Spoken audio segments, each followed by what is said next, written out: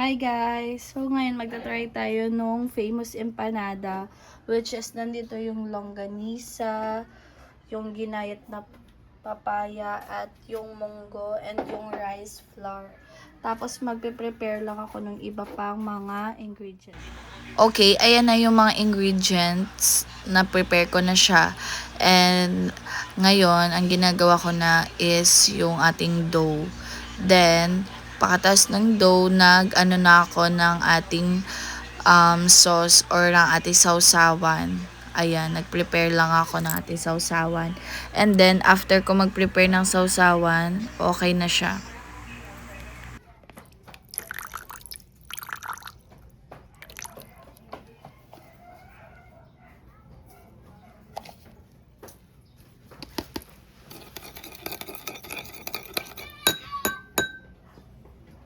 So, ayan guys, nag-start na ako dyan gumawa ng empanada. Niready ko na yung ating dough.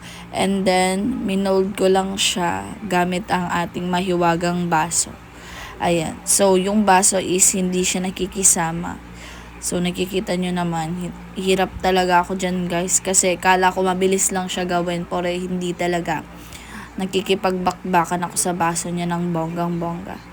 So, ayan, nilagay ko na yan yung mga ingredients after ko maayos yung ating dough. Ma-perfect natin siya. So, ayan, nilipat ko yung camera para perfect na talaga at makita nyo lahat yung ating baso.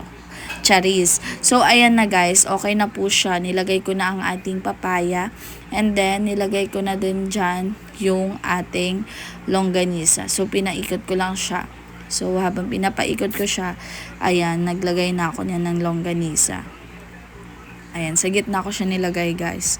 And then, after ko maglagay ng longganisa, nag-prepare ako ng onting cheese. And then, yung ating egg. Tapos, okay na siya guys. Prito na siya. So, yan. Tapos ko nang prituhin. Napakainit niyan guys. So, for the panggap lang person. And, kinuha ko yung ating sausawan na ginawa kanina. And then, super deep lang dahil nandyan na ang pag-test.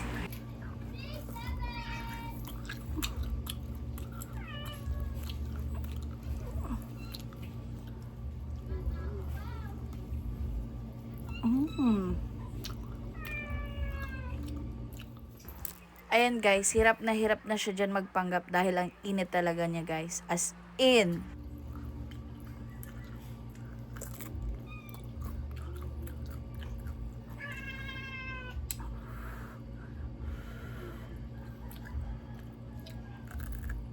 Mm.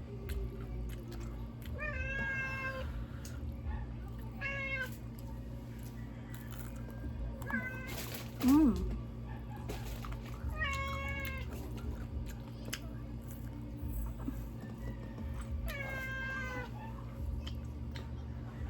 Init niya guys.